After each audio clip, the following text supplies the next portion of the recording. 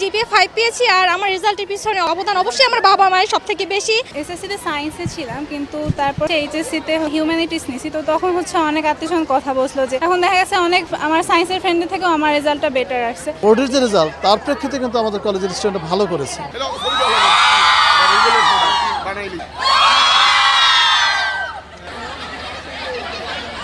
আমি জিপিএ 5 পেয়েছি আর আমার রেজাল্টের পিছনে অবদান অবশ্যই আমার বাবা মায়ের সবথেকে বেশি।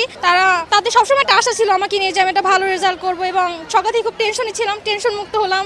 হ্যাঁ সত্যি ভালো লাগছে। এসএসসিতে সায়েন্সে ছিলাম, কিন্তু তারপর এইচএসসিতে হিউম্যানিটিস নিছি। তো তখন অনেক আত্মীয়স্বজন কথা বলছিল যে হিউম্যানিটিস নিছি, কিন্তু এখন দেখা গেছে অনেক আমার সায়েন্সের ফ্রেন্ডের থেকেও আমার রেজাল্টটা বেটার আসছে।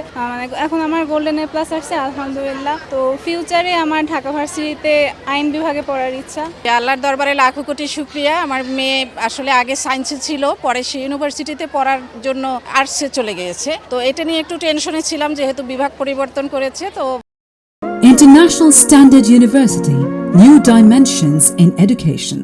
খুবই ভালো করেছে, সে গোল্ডেন এ প্লাস পেয়েছে এবং সবগুলোই নাম্বার অনেক ভালো পেয়েছে। আল্লাহর দরবারে লাখো কোটি শুকরিয়া। এখন বড় পরীক্ষা সামনে আছে, অনার্সে ভর্তি হওয়ার ব্যাপারে তার ইচ্ছা হলো ঢাকা ইউনিভার্সিটিতে পড়ার। আজকের বরিশাল শিক্ষা বোর্ড থেকে যে ফলাফল প্রকাশিত হলো এইচএসসি 2025-এর ফলাফলের প্রেক্ষিতে আমরা দেখছি বরিশাল শিক্ষা বোর্ডের ওভারঅল অর্থাৎ সর্বোপরি যে পার্সেন্টেজ পাস করেছে 58%। আমাদের কলেজে সেখানে 97.95 97.95%, প্রায় 98। আমরা ফলাফলে খুশি এবং এখানে যে ফলাফলের যে মূল্যায়ন যদি আমরা দেখি, আমাদের জিপিএ পেয়েছে জিপিএ 5 313 এবং জিপিএ 4 থেকে 5 এর মধ্যে পেয়েছে 328 জন, আর জিপিএ 3.5 থেকে 4 এর মধ্যে রয়েছে 76 জন, আর জিপিএ 3 থেকে 3.5 এর মধ্যে 35 জন, আর জিপিএ 2 এবং 3 এর মধ্যবর্তী রয়েছে 12 জন, আর অনুত্তীর্ণ 16 জন। এরা হয়তো ক্যাজুয়াল বা অন্য কোনোভাবে, কিন্তু আমাদের বোর্ডের যে রেজাল্ট তার প্রেক্ষিতে কিন্তু আমাদের কলেজের স্টুডেন্ট ভালো করেছে এবং প্রায় 98% পাস। এটা আমাদের স্যাটিসফ্যাক্টরি, কিন্তু আমাদের আরও প্রত্যাশা যেন শতভাগ আমরা পাস করাতে পারি এবং আমাদের শিক্ষার্থীরা যেন আমাদের কমিটমেন্টটা রক্ষা করে।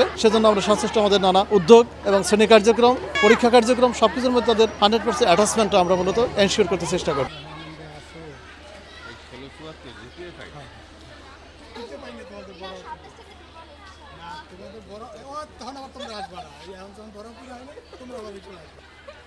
অনলাইন লই আমরা